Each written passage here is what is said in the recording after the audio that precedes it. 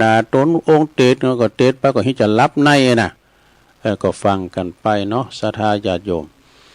เฮามาปะกันวันนี้ก็ตรงกับวันศุกร์เนอะวันนี้นะศุกร์เอาเราเสาร์เอาหน่วยศุกร์ที่6เดือนมิถุนายนแล้วนะพุทธศักราช2568มาเนี่ยดูวันเวลาก็ล่วงเลยผ่านไปเป็นวันเฮาก็ใจชีวิตไปเป็นวันถึงคุ้มค่าเนาะใจเวลาถึงคุ้มค่ามีเวลาเท่าเดียวกันหมด24 ชั่วโมงคุณรวยก็มีเท่ากันคุณทุกข์ก็มีเท่ากันนะอันอู่ถึงเรื่องเวลาเนี่ยนะเวลามันก็ไปติ๊กพักการดอกพักการก็คือการละเวลาฉะนั้นญาโยมทั้งหลายต่างคุณต่างก็มีภาระนะ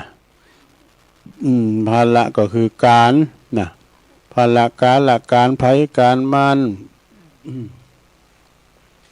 บางท่านบางคนนั้นก็แตกตื่นมื้นตาก็ลุกมาแล้ว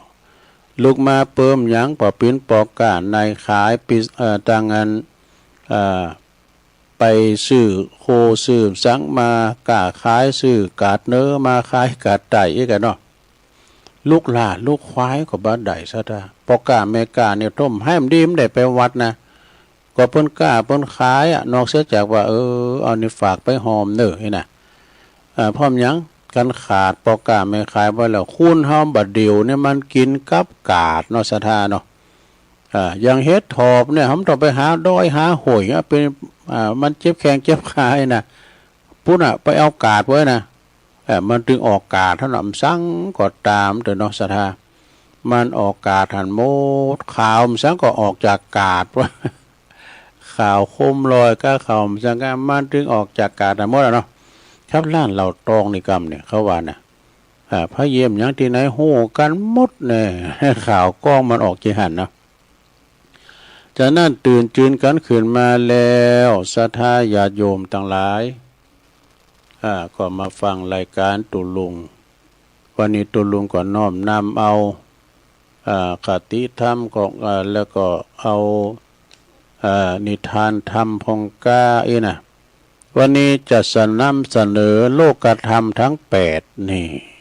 โลกธรรมทั้ง8นี่มันเป็นของกูกันในสดาเนาะโลกธรรมนี่นะ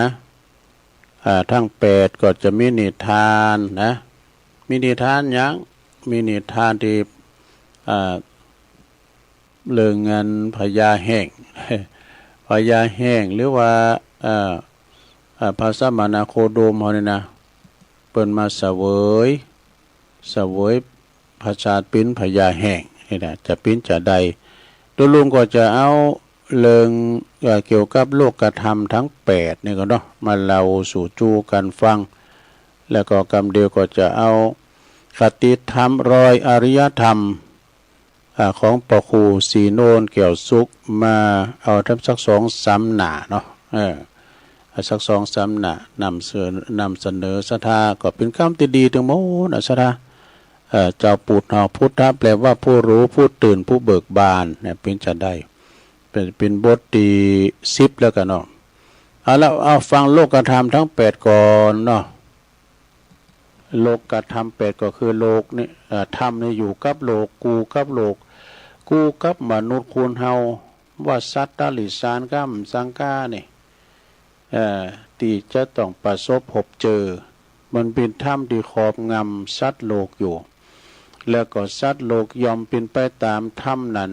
เลกกันว่าโลกธรรมหรือว่าโลกธรรมทั้งมี8อย่างด้วยกันก็คือมีลาภ1บ่มีลาภ1มียศ1บ่มียศ1นินทา1สรรเสริญ1แล้วก็มีสุข1มีทุกข์1ดอกมี4กูนะสาระโลกธรรมทั้ง8ประการนี้อย่างใดอย่างหนึ่งเกิดขึ้นกับเฮาแล้วควรพิจารณาว่าสิ่งนี้เกิดขึ้นก็แต่ว่ามันบ่เตงมันเป็นทุกข์ที่มีความแปรปรวนเป็นไปเป็นธรรมดาควรหู้ตามตีเป็นจริง อย่าไปมันมาครอบงำจิตใจเฮาได้นะก็คืออย่ายินดีในส่วนที่ว่าน่าปรารถนานะแล้วก็อย่ายินให้ในส่วนที่มันน่าปรารถนาอันนี้แหละก็คือโลกธรรมทั้ง8โลกธรรมทั้ง8นี้โลม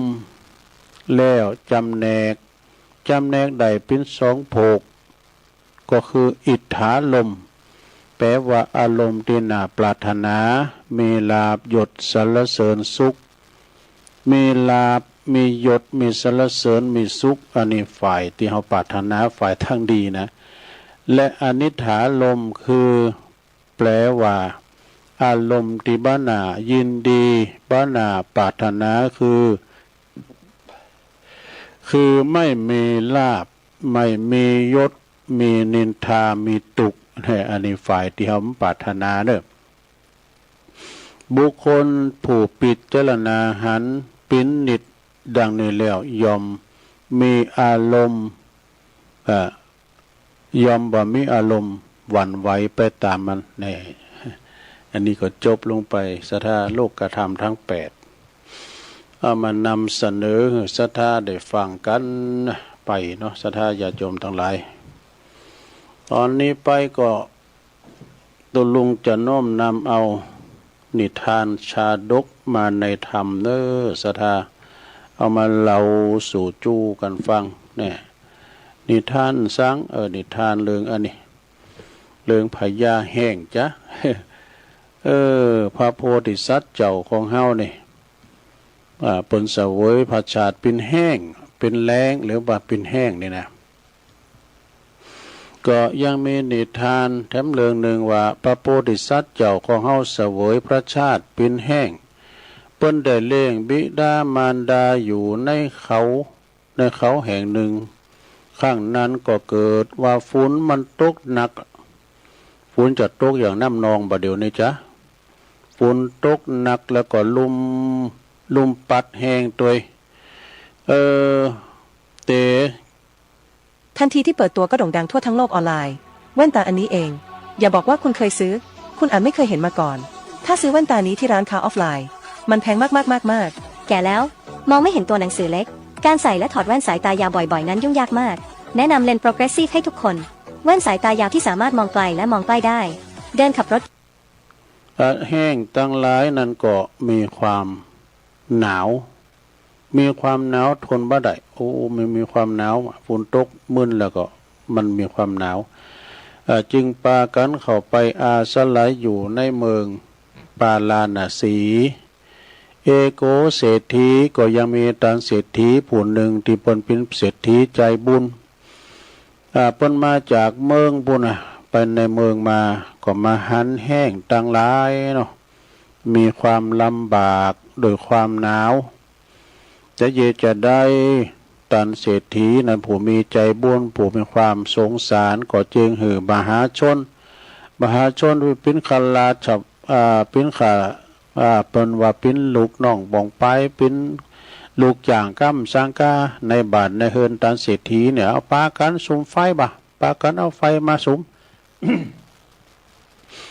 ปรากฏว่าไปสุมไฟกองหลงไฟก็ลุกชวดช่วงชัชวาลแห้งตั้งหลายก็มาหึงไฟ มาพิงไฟแล้วก็แล้วใจบุรุษไปในป่าเนี่ยไปในป่าจ้าบุญนะเอาอันลูกน้องตั้งหลายตั้งลูกคุณงานตั้งหลายเนาะปากันไปหนุ่มกำลำไม่ปากันไปในป่าเฮวปุ่นป่าจ้าปุ่นนี่นะไปยื้อน่ะไปนำเอาสากศพมาสุมาเลยอยู่ดีไม่สู้เด้อไปเอานำเอาสากศพมาหือแห้งกินกันเป็นอาหารว่ะดูโอ้แห้งต่างหลายนั้นก็ได้รับอาหารแล้วก็หึงไฟก็ก่อยมีความสุขกายสุขใจขึ้นมาแล้วก็ปากันบินกลับไปสู่ที่อยู่แห่งตนเนี่ยตั้งแต่นั้นมาแห้งต่างหลายจึงปรึกษากันว่าเศรษฐีในเมืองปาลาณสีนะก็มีกุลมีบุญแก่เฮานักหนาแต่นะเฮาวันได้รับความเมตตาจากเพิ่นเฮาตั้งหลายก็เมื่อว่า เฮาได้วัตถุสิ่งของอันมีกาสิ่งใดก็ควรกาไปแล้วก็เอาไปทิ้งตกตีคุ้มของทางเศรษฐีพอเนาะ ปากันปรึกษาหารือกันแล้วแห้งตั้งหลายเนาะข้านั้นแห้งตั้งหลายก็หันมนุษย์มีความประมาทแล้วเนาะคือคุณบัตรเจ้าบ้านเจ้าเมืองเฮามีความประมาทก็ปากันเป็นหลักมาแห้งนะไปลักกาบเอาเข่าของต่างๆอันจะมีต้นว่าผ่านุงโคใบอย่างอี้เป็นต้นปนตากไว้ตีหาวตีมช้างมาก็ไปกาบเอามาว่าแล้วเอามาตกไว้ที่บ้านทันเศรษฐีเนาะขาบมาแล้วก็บินไปตียังบ้านของทันเศรษฐีก็ปรากฏว่าเอาไปทิ้งไว้ติ้มคุ้มหูหอเฮิรนของทันเศรษฐีถ้าทันเศรษฐีกับลูกน้องก็ไปเก็บไว้บ่หือปนกันว่าตาทามนุษย์ข้างนั้นก็มีมนุษย์ทั้งหลายคุณทั้งหลายเจ้าบ้านเจ้าเมืองก็ปากันไปกราบทูลพระราชาว่ายังมีแห้งปิ้นโหน่าโจรปิ้นโจรเนี่ยนะมาลักมาขโมยเอาเข้าของต่างๆมีผ่านุงโคใบปิ้นตุ่นหายไปถึงวันไปลักไปพอไปพกผอยนะปิ้นว่าแห้งตั้งหลายกาไปว่าข้างนั้นพระราชาก็ได้รับสั่งเหือนไปทำบ่วงเนอะไปทำบ่วงซึ่งแห้งปนมาข้ามาไปตกบ่งไปแป้งโบ่งไว้นะทั้งปวงนั้นก็จับได้ตัวหนึ่งมาได้ไปยับเอาได้ตัวหนึ่งมาได้มนุษย์ทั้งหลายก็กระทำตามรับสั่งปรากฏว่าไปจับได้พระโพธิสัตว์เจ้าใดนี่เป็นพญาแห้งปนพระโพธิสัตว์เจ้าปนเสวยพระชาติเป็นพญาแห้งเป็นโหนหนาแห้งไปยับใส่โต๊ะเก้าเหมือนกันเนาะจับใส่พญาแห้งนำไปถวายพระราชาพระองค์ก็ตรัสถามซึ่งแห้งนี่ว่าเหตุใดปินไปมาอย่างใดนี่พระโพธิสัตว์เจ้าก็เล่าถวายเหมือนกับในยะกล่าวไปมาแล้วแต่หนหลังว่าข้าเดชพระราชาพิเจ้าพวกข้าพระเจ้านี่มีความเดือดร้อนคราวหนึ่งก็มีความหนาวกันนี่กะออกมาอยู่ตั้งในป่าออกจากป่ามาอยู่ในเมืองเศรษฐีเปิ้นหันความลำบากเปิ้นก็มาสุมไฟดังไฟมาหือหึงแล้วก็มีความสุขใจกันได้กินอาหารก็นะก็มีความยินดีที่จะตอบแทนบุญคุณจะตอบแทนบุญคุณกับอันทันเศรษฐีเนาะพระโพธิสัตว์เจ้าก็เล่ามาถึงตรงนี้ตนเนี่ยเป็นผู้ที่ปฏิข้าพระเจ้านี่นะเป็นผู้ที่ปฏิบัติต่อบิดามารดาพ่อแม่ที่เปิ้นตาบอดอยู่เป็นนิดนี่นะสมเด็จพระบรมบพิตรนี่ก็คือพญาจอมเมืองได้ทรงฟังก็เริ่มใสว่าโอ้สู้เขาก็เริ่มใสในพญาแห้งแล้วก็แห้งต่างหลายก็จึงรับสั่งให้แก่บ่วงเนอะแก่บ่วงของพญาแห้งออกปล่อยไปตามความปรารถนาของพญาแห้งนี่พระโพธิสัตว์เจ้าตีเสวยพระชาติเป็นพญาแห้งก็คือโอวาทแก่พระราชาแล้วก็ลาไปสู่สำนักแห่งตนอย่างบิดามารดาไปหาพ่อแม่ของตนเปิ้นก็วันนิทานเรื่องนี้พระโพธิสัตว์เจ้าเป็นพญาแห่งสอนพญาแห่งสอนเรื่องนี้ที่มีมาในชาดกเนอะก็เลยเป็นนิทานเอามาเล่าสู่จูกันฟังเป็นพญาแห่งตีเลี้ยงปอเลี้ยงแม่มีอานิสงส์เลี้ยงปอเลี้ยงแม่นี่มากมายดังวิสัชนามาชันนี่แลดู อันนี้จบไปในหลวงเด้อเพราะพญาแห่งเนี่ยเป็นมีความกตัญญูถึงสองฝ่ายสองกระเบื้องเฟืองฝ่ายหนึ่งก็มีบุญคุณซึ่งก็เป็นปิตามารดาที่เลี้ยงดูปูปาดเฮามา ก็ไปเสาะวาหากินเอาเหยื่อมาป่อนปอป่อนแม่ตีตาบอดอีกอะแล้วก็แถมโซนหนึ่งก็มีความกึดถึงบุญคุณตีทานเศรษฐีแต่ก่อไฟกองหลงแล้วก็หึงไฟจนแต่มีความสุขแล้วก็ทำอาหารเอาอาหารมาให้กินนี่กะอันนี้ก็เป็นความกตัญญูของสัตว์เนาะเหมือนกับหมู่เฮาต่างหลายที่คือเติงเถิงหาความกตัญญูต่อบิดามารดาพ่อแม่อย่างว่าเปิ้นยังมีอินทรีย์ชีวิตอยู่ก็เฝ้าดูแลรักษาพอก้อยดูแลเลี้ยงดูปูปาดเปิ้นคือมีความสุขอีนะเวลาว่าเปิ้นล้มหายตายจากไปผู้กดตานขันเข่าตานขันเข่าขันน้ำไปหาอย่างเดือน12บัดเดี๋ยวเนี่ยศรัทธาญาติโยมทั้งหลายเดือน12ออกมาจบลงไปศรัทธาญาติโยมทั้งหลายพญาแห้งเนาะจบลงไปในธรรมนี่ธรรมนิทานเนาะเราสู่จูกันฟังแล้วก็อันนี้ทำอย่างหนึ่งศรัทธาที่จะมาเราสู่จูกันฟังก็เป็นมาใน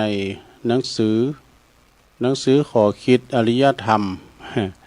ของพระครูศรีโนนแก้วสุขตอนตามรอยธรรมย้ำรอยครู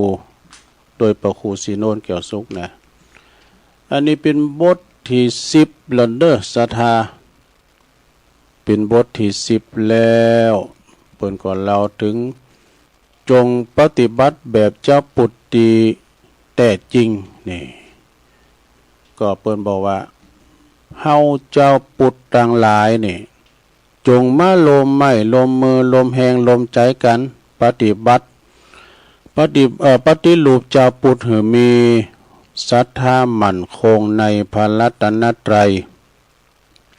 บ้างงอนเง่นคอนแคนหือฝากชีวิตจิตใจไว้กับ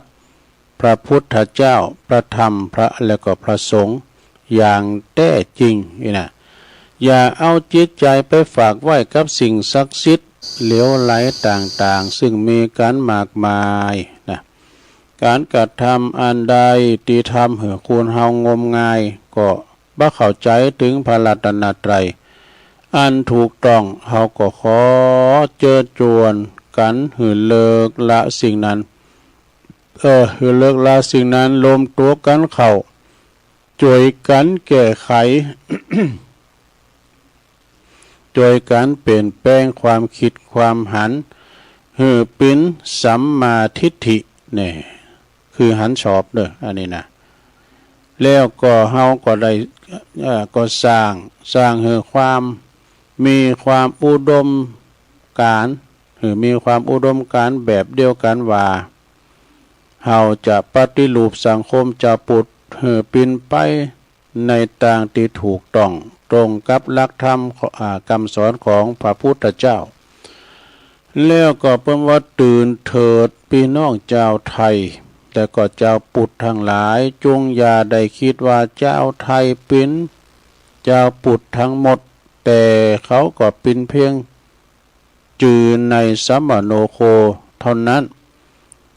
แต่ว่าเขาก็บ่ฮู้จักพระพุทธศาสนาบ่ฮู้จักว่าตนเองเป็นเจ้าปุตควรประพฤติปฏิบัติตนอย่างใดเขาจึงมีชีวิตอยู่อย่างงมงายเที่ยวไปกราบนับถือในสิ่งที่บ่ถูกบ่โค่นนี่นะฉะนั้นจึงเป็นหน้าที่ของเฮาทุกคนช่วยกันบอกแนะนำเขาหือฮู้หือเข้าใจจงตื่นเถิดพี่น้องทั้งหลายนี่แล้วก็ขอเงินตันผู้เจริญทั้งหลายจุงช่วยกันคิดพิจารณาเถิดหากว่าทุกท่านได้ช่วยกันเผยแผ่ธรรมได้แล้วก็ส่งเสริมตามแบบเจ้าพุทธจริงแล้วท่านก็จะมีแต่ความสงบสุขมีความเจริญมีความสะดวกสบายในชีวิตดำรงอยู่อย่างผาสุก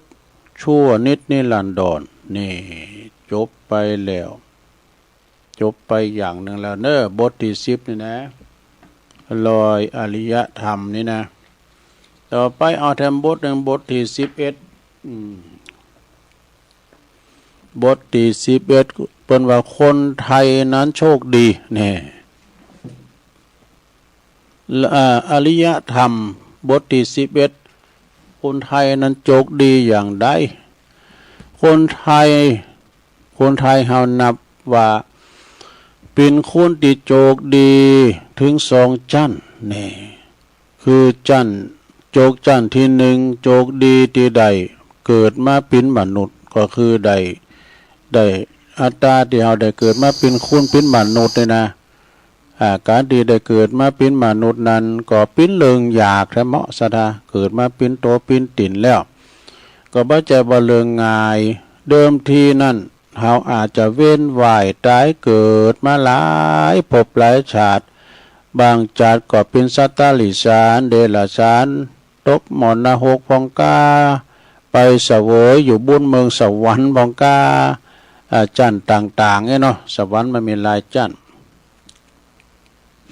ไปปิ้นเทพว่าบุตรเทพธิดาพองกาเนี่ยบากู้กี่หมื่นจาแสนจาดแล้ววะเพิ่นว่าถึงจะได้มาเกิดมาเป็น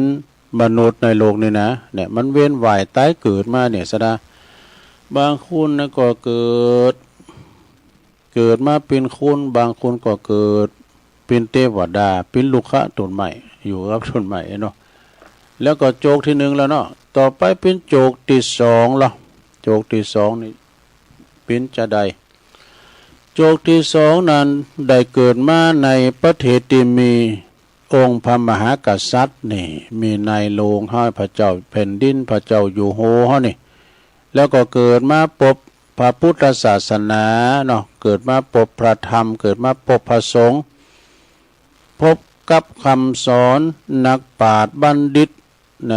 นักปราชญ์ราชบัณฑิตครูบาอาจารย์มีวัดวาอารามเนาะศรัทธาเฮาไปทางใดก็หันวิหารหันจอฟ้าหันพระธาตุเจดีย์ถึง100อริยธรรมเก่าแก่ที่เฮาบรรพบุรุษได้ขึ้นได้สร้างกันมาไปพอวัดวาอารามต่างๆเนี่ยศิลปะการแปลงกันอย่างเนี่ยมันเมื่อก่อนนี่ศาลาเพิ่นก็จัดดีนะก็ลองไปพอที่วัดดอยแดนน่ะเพิ่นแปลงหยังก็เต้าทั้ง4กำซั่นน่ะเพิ่นโตเพราะว่า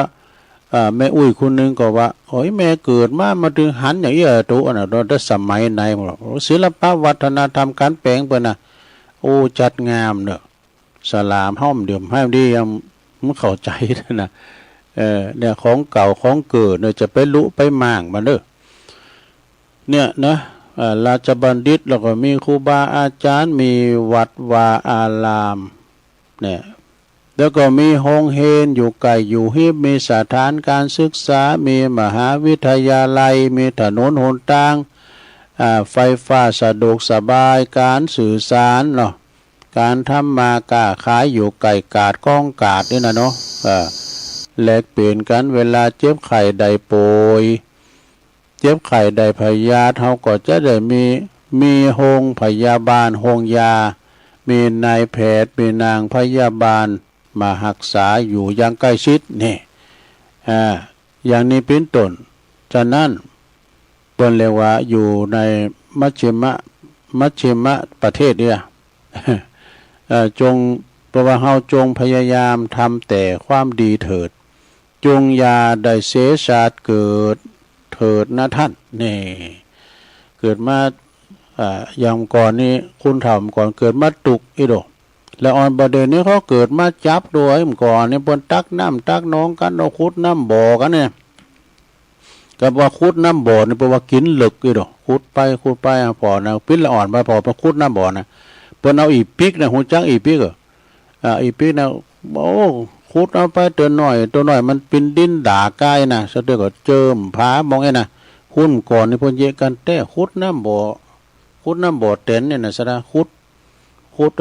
น้ำบ่อนี่นะขุดแล้วไปมันพอตึกแล้วเนาะเดดใช่มั้ยเดดเอาอันแป๊บเนี้ยมาหมุนน่ะเดดเป็นน้ำเนี่ยแล้วก็มีโตน้ำมันออกมาก่อนนี้ผมจะมี น้ำปลามจะตอกแป๊บกันโดมีการน้ำบ่อนะกินน้ำบ่อนี่ล้ำนะแล้วก็มาตากน้ำบ่อกันบนจวยกันโด3-4 เฮิรน4 เฮิรน5 เฮิรนจวยกันจ่างไปมาขุดน้ำบ่อนี้เอาดินมาก่อดินกี่นะดินมาก่อขึ้นมาตากน้ำหาบน้ำกระเนียมก่อนนะประเด็นนี้ละอ่อนเขามูจักกะน้ำโปไม่การคอนเล็กนี่นะ น้ำทุ่งเนี่ยถึงไหนแล้วตุแถมอีกสักนิดนะโดปอคู่เป็นกันกล้องมานะเมื่อตันห่างจากอบายมุกแล้วนี่อบายมุกนี่ก็มันก็เป็นที่สิ่งที่หายนะนะซะนะท่านก็บัดต้องไปปุกเสกลุงยันเวทมนต์พลคาถาอย่างไอ้ดอกนะถ้าหากว่าท่านห่างไกลจากอบายมุกแล้วนะบัดต้องไปเจิมรถเจิมป่ายเจิมล้านดูเลิกดูยามบวงสรวงอ่อนวอนท่านก็อยู่สุขสบายไล่กังวลแล้วไอ้นะบ่มีเพศภัยอย่างอะไรมาแผ่วพานอีกแล้วดูแล้วก็เจ้าปุตนี่เจ้าปุตเมื่อท่านหู้ว่าเขาเมื่อท่านหู้แล้วเข้าใจแล้วท่านพบธรรมะตีสะอาดตีสว่างตีสงบเป็นผู้หู้ผู้ตื่นผู้เบิกบานแล้วกรุณาแนะนำชักชวนแล้วก็แจกธรรมะตีดีตีถูกต้องต่อไปโดยจะได้รับบุญรับกุศลมากมายมหาศาลอีกเลยทีเดียวนะท่านจบ เข้าทานหนังสือของพระครูนี่นะลอยอริยธรรมเนี่ยศรัทธาญาติโยมวันต่อไปตุลุงก็เอามาวาแถมย้ำตามรอยธรรมย้ำรอยครูอันเก่านี่ก็ยังมีอยู่นะตุลุงก็ว่ากันไปเลยว่าอันเก่าอันก็คือมันเป็นมีถึงสองฉบับกันหรอก็ต้องขออนุโมทนากับปอคูปอคูสีโนนแก้วสุขจากดงนิมิตน้ำดิบน้อยนะมอบหมายถวายมาเอาอันนี้ทำกรรมหนึ่งก่อนศรัทธาญาติโยมทั้งหลายเอานี่ทำกรรมหนึ่งก่อนเอาเรื่องบริวารเนาะคุณเฮาจะมีบริวารก็ต้องมีน้ำจิตน้ำใจน้ำจิตน้ำใจนี่ก็เหมือนกับแม่น้ำปิงเนี่ยถ้าว่าใจเฮากว้างเพราะว่าใจกว้างเหมือนแม่น้ำปิงนองนะมันจะน้ำแห้งนะถ้าว่ามีน้ำใจก็เหมือนน้ำแห้งไอ้กะน้ำใจแค่อย่างน้ำห้านะเบ้ย น้ำบ่อน้ำคลองยังเป็นรองน้ำใจนี่น้ำใจผู้บริหารนี่นะ1บริวารมากเพราะน้ำใจมีเนี่ยน้ำจิตน้ำใจนะสะท้าถ้าคุณเป็นหัวหน้าคุณนี่จะต้องสละเนอะเวลาลูกน้องป่องไปเกิดทุกข์ได้ยากมาก็ต้องจอยก้านี่เล่งเขาก้าแม้แต่ว่าเป็นกรรมกรก็ตามอย่างน้อยก็เล่งเครื่องดื่มเล่งน้ำแข็งก้ามสังกายการเอาติ้มตีบ่าเล่งมาก็เล่งไอ้หมอหมอข้อที่2นะข้อแรกนั่นเป็นว่าบริวารมากเพราะมีน้ำใจเพราะน้ำใจมี2บริวารหนีพร้อมยังเพราะน้ำใจหลดมีน้ำจิตน้ำใจเนี่ยสดามีเฟื่อเผอแผ่มีน้ำใจแบ่งปันเพราะว่าบ่มีน้ำจิตน้ำใจแบ่งปันนี่นะเนาะเลยก็มีบริวารจะบอดบริวารกะบริวารจะหนีเพราะน้ำใจลด3บริวารหมดเพราะน้ำใจแห้งนี่บริวารหมดเลยนะเอาพอแล้วซะท่าผมว่าตั้งไปในพระสงฆ์องค์สังฆเจ้าก็ตามเนาะพอครูบาอาจารย์เนี่ยบางตุนบางองค์นี่นะซะท่าบริวารลูกน้องป่องปายติ้มไปโดยบริวารเมื่อตุเจ้าอันโลงนี่นะลูกศิษย์ลูกหาพันเนนนักหลายนะพร้อมยังเปิ้นแบ่งปันน้ำใจเนาะคุณเฮานี่ถ้าอยู่ที่ไหนมีน้ำจิตน้ำใจนะก็มันก็เหมือนกับอันอยู่ที่น้ำแห้งมันมีน้ำเนาะปลามันก็อยู่จุ่มอยู่ที่น้ำที่มันกัด น้ำมันยินนี่นะเนาะแต่ก็เหมือนกับปอหลวงแม่หลวงเขาเนี่ยมีลูกมีหลานหอมล้อมพอมีน้ำใจนะเวลาเดินจีปีใหม่เขาก็มาสะเก่าดำโหมาตานโก้เข่าเรียกเพราะว่าเปิ้นมีน้ำจิตน้ำใจศรัทธาญาติโยมจะไปแหล่งน้ำจิตน้ำใจเนอะน้ำใจนี่เป็นของสำคัญอันนั่นก็ให้มีน้ำจิตน้ำใจเอาแล้วเนาะตัวลุงก็บริหารเวลามา1 ชั่วโมงพอดี 17แล้วเนี่ยเนาะตัวลุงจะขันรายการพักเบรกแกกัมนี่ก่อนเนาะวันนี้ก็แอมกับไอพองก็ต้องขอโทษด้วยเด้อก็เดี๋ยวก็จะมาเล่าเรื่องอย่างต่างๆต่อทั้งอยู่นะสดาญาโยมที่ลุงได้กะเกมไว้ต้องกะเกมไว้นะสดาแต่ก็เดี๋ยวจะมาเล่านิทานนะฮัมกัมนะชาดกเรื่องภิกษุหลายรูปหลายองค์ ตัวเจ้าหลายตุนหลายองค์ว่าจะปิ้นจะได้ก็รังอดถาดาฟังในตอนต่อไปตอนนี้ตัวลุงก็จะยอบย่างสกรรมยกใหญ่ไข่ตีเตียวไปเตียวมายืดเสียนยืดสายก่อนเดี๋ยวก็มาอุกันต่อในชั่วโมงที่2เจริญพร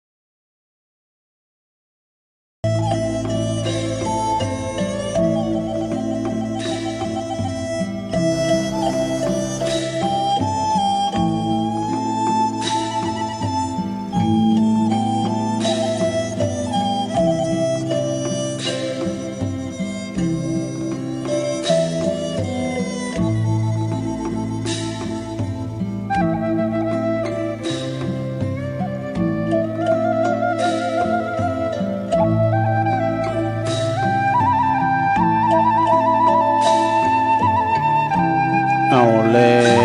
วศรัทธาญาติโยมต่างหลายเนาะตุลุงก็พักเบรกยกย้ายค่ายตีนั่งมึนลำไปก็เจ็บหลังเจ็บแอวปิ้นโสมงนี่นะก็เตียวไปเตียวมาทำยืดเส้นยืดซ้ายสักหน่อยเนาะ เข้าไปทำธุระโซนโตแล้วก็มานั่งอู่กันต่อในชั่วโมงที่สองเนาะขณะนี้ตันต่างหลายก็กำลังฟังรายการสัพเพเหระปากิณกะขอนลุงไก่แจ้งรายการเสียงธรรมแสงทองดำเนินรายการโดยตุลุงยองก็ดีคุณเดียวเนี่ยนะมาอุ่มเหมือนเปิ้นนะมาอุ่มอย่างนั้นนะอุ่มภาษายองนะเป็นชนเผ่าหุ่นยองเรียกว่าอนุรักษ์วรรณกรรมภาษายองถอยองบะอู่ละไผจะมาอู่นะก็เลยเป็นการเผยแผ่วรรณกรรมกรรมยองโดยเนาะก็นั้นนี่ก็เวลาตี4:06เวลาในคอมตุลุงนี่นะตื่นกันมาพองแล้วก้าศรัทธาญาติโยมตื่นเจ้ากินพักตั้งปลายตื่นควายกินพักตั้งเก่าอาจารย์พระครูบนว่าเนาะการดุดตื่นเจ้ามาก็ได้เปรียบอย่างหนึ่งนะไปกาดไปลีก็คล้องเปิ้นก็มาตั้งใหม่การเป็นพักก็ยอดตั้งปลายจีนก็จีนลาปนน่ะเด้อ กลับไปควายก็เลิกก็จีนโลดจีนแกงเองอะเนาะประมาณนั้นน่ะการไปควายเนาะพ้องก็ลุกขึ้นมาก็ทำการทำงานบ่รอบตอบแต่ไปดูแล้วปิ้นหอมละโตในขณะบางคนก็ยังรับไหลอยู่ก็มันเจ้าอยู่แต่บางคนก็ลุกควายเกินไป7:00 นปลายเดี๋ยวปนไปเยการมาได้หอมนะย้ำลุกเตออีกก็มีรับมึนเนาะลุกมาตื่นเนิดตื่นโตเนาะทำการทำงานหน้าที่ไผหน้าที่มันไปก็วันนี้วันศุกร์จบรายการตุลุงแล้วก็ฟังท่านพระครูชลทานพิทักษ์ตุลุงแดงเปิดก็จะมาเข้ารายการเพราะว่าเปิดจะปิ้นเจ้าภาพโอลิมปิกมาใจ ปิ้นเจ้าภาพหล่อเต้นวัดสาเด้อสถานเด้อไปลืมนะวันที่21นี่เด้อ21นี่ก็สถา21 มิถุนายนนี่นะไปลมน้ำจิตน้ำใจกันว่าไปปะกันที่โคงแก้วอารามทั้ง3ของวัดแม่ห้องไข่เนาะเพิ่นจะหล่อตีนกันศรัทธาญาติโยมทั้งหลายวันพุธนี่ก็จะเป็นวันเสาร์ก็มีกิจกรรมเหมือนเดิมกิจกรรมอย่างตุยกวัดมาบาท ยกวัดมาบาทนี่ก็คือหมายความว่า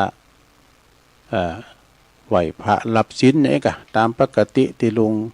ได้ทำมาเนาะตามกุปีเอาอกเอาใจอีปอยแม่ติมได้ไปวัดไปวาอย่างนั้นเนาะก็ทำไปแล้วไปเป็นวันไปบางทีเนี่ยกำอู่กำจาก็ซ้ำเก่าซ้ำใหม่พองซ้ำเตอก็ซอห้ามเต้าไหนมันเต้นไหนก็เอาอันเก่ามาออกพองเองก็ขอบคุณแม่ครูเพลินพิษทิพย์พฤกษ์เนี่ยเปิ้นอยู่บ้านแป่นแม่ครูเปิ้นว่าวันเกิดเปิ้นก็รวมทำบุญหอมอินเทอร์เน็ตตุลุง500 บาทยินดีหลายๆเด้อแม่ครูเด้อเปิ้นอยู่บ้านแป่นเปิ้นแม่ครูเพลินพิษทิพย์พฤกษ์นี่เปิ้นก็ฟังตลอดแล้วก็โลมันกับกิจกรรมเฮาหล่อเต้นกรรมสังกาเนี่ยเปิ้นถึงไปโดยแม่ครูลาวันคุยคำเนี่ยเปิ้นจังไปด้วยกัน21นี่ก็ไปอยู่กับแม่ครูเขาเนาะพี่น้องตั้งละปูนเชียงใหม่แต่ไปกันหลายอยู่ก็ขออำนวยโอโจคือแม่ครูเพลินพิษทิพฤกษ์เนาะวันเกิดก็ขอน้อมนำเอาสิ่งศักดิ์สิทธิ์ทั้งหลายในสากลโลกนี้เนาะมาอาภิบาลปกโหมรักษาให้แม่ครูอยู่ดีมีสุขมีสุขภาพพลานามัยสมบูรณ์แข็งแรงเด้ออย่าเจ็บอย่าจนทำบุญทำกุศลกันต่อไปเนาะเอาละตอนนี้ไปตัวลุงก็จะน้อมนำอ้อมเสียงก็ดีวามเจ้า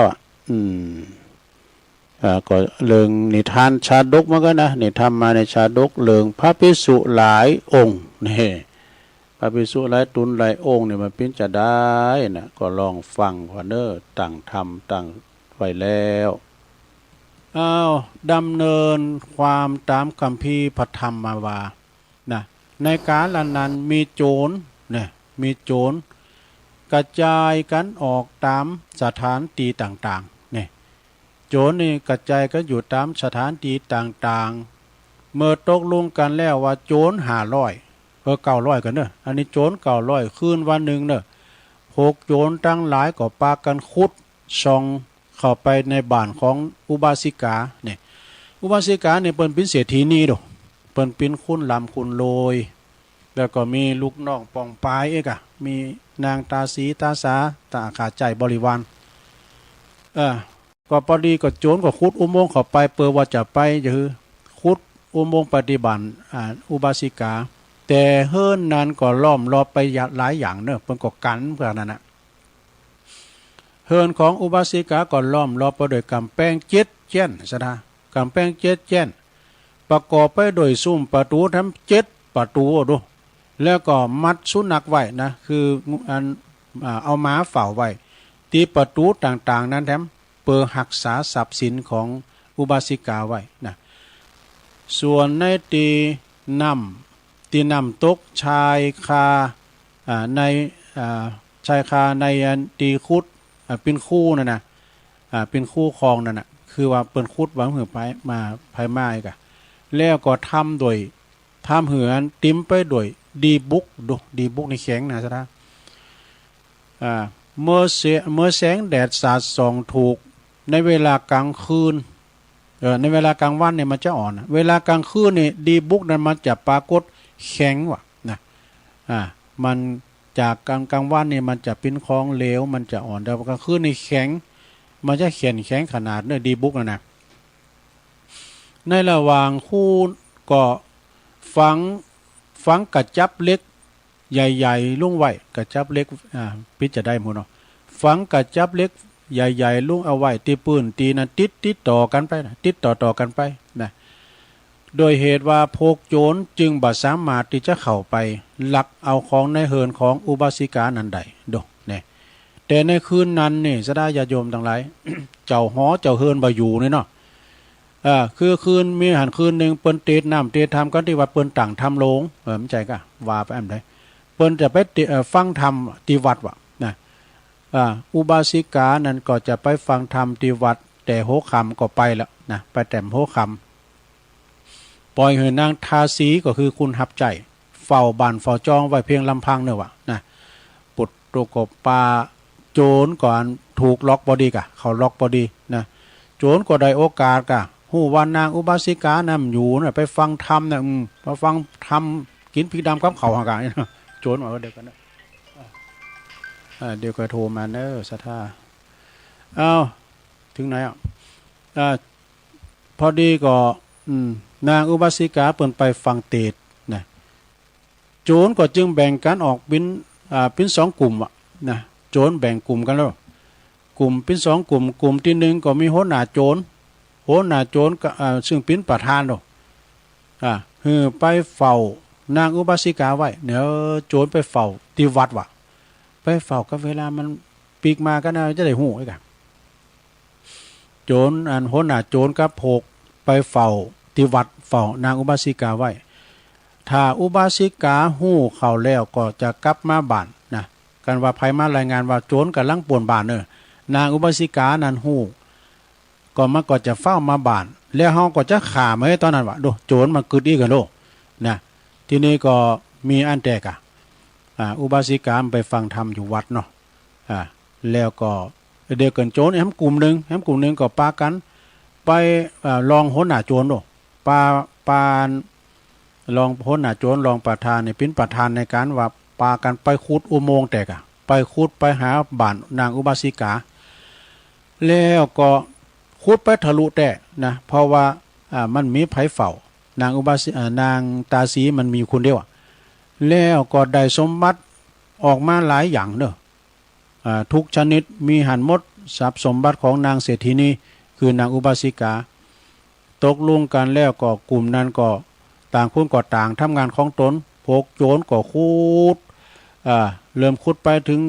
เวลา1 ทุ่มนะพอดีไปปะแล้วไปปะอันเกี่ยวแหวนแสนสิงของนางอุบาสิกา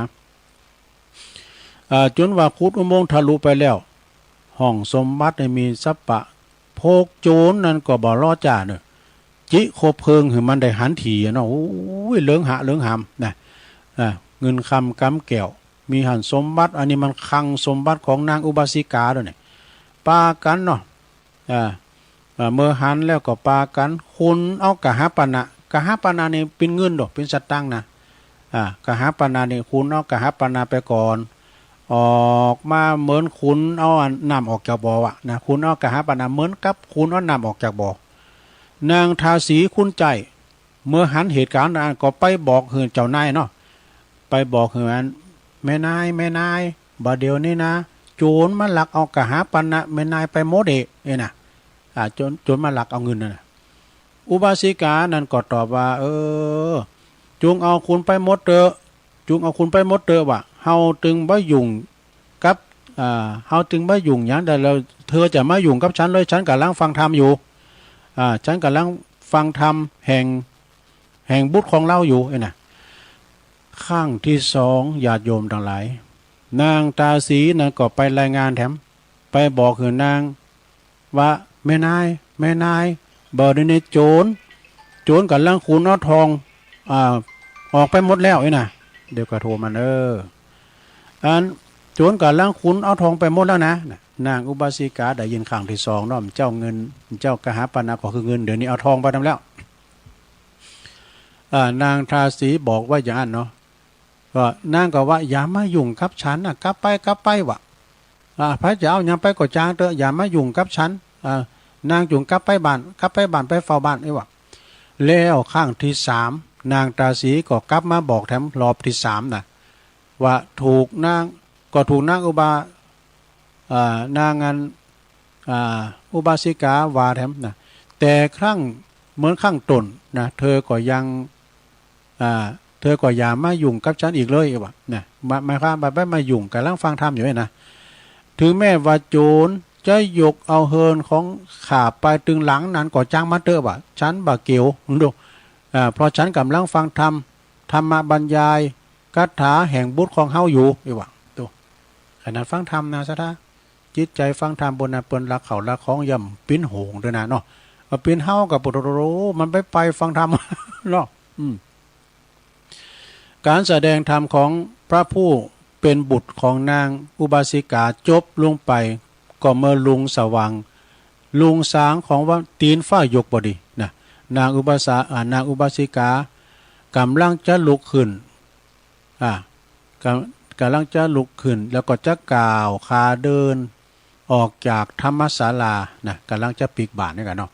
พอดีโหน่าโจรก็เปิดเผยตัวจริงเลยเข้ามาก็กลุ่มกราบแทบเท้าของนางแล้วกล่าวว่าขอพระแม่เจ้าจุงได้อภัยให้พวกข้าพระเจ้าซึ่งเป็นโจรโดยเถิดว่ะขอพระแม่เจ้าจุงอภัยให้พวกข้าจึงเป็นโจรโดยเถิดว่ะของตีโพกข้าลักของพระแม่เจ้ามานะมีทองมีกหาปณะมีเขาเงินคำกำเกี่ยวมีหลายอย่างพกเหล่าโจรก็บ่สามารถนำไปใดเด้อนะนำออกไปใดนำไปออกไปต่างใดก็เหมือนกับแผ่นดินจะถล่มวะดู ขนาดได้เงินได้คำมาแล้วนะประธานก็คือรองหัวหน้าโจรเนี่ยก็ปาลูกน้องดูคุดดูแล้วหัวหน้าโจรนี่มาเฝ้าเฝ้าอยู่ที่วัดไปกะเฝ้านางอุบาสิกาปรากฏว่าเอาเงินคำกำเกี่ยวกะหาปณะก็ดีแก้วแหวนชั้นสิ่งก็เหมือนกับแผ่นดินจะถล่มเหมือนกับฟ้าจะผ่าวะดูเฮาไข่มีทุกบ้านทุกจองเป็นอย่างนี้เนาะกันไผมีเขาของเงินคำไว้นะไผลักไปขโมยไปเอาไปไม่ได้สักคู่นะแผ่นดินจะไว้ แผ่นดินจะสรุปไปนะเนาะฟ้าจะแพ้จะผายนะเหมือนกันหมดอีมันนะมีขโมยอย่างนี้นะมีไผตะลักข้างไผฉะนั้นกรรมตีโพขาตั้งหลายแต่ซึ่งปิ้นโจรเนี่ยโอ้ยได้กระทำมือกับพระแม่เจ้านะขอพระแม่เจ้าจุงอภัยเตอว่ะนะ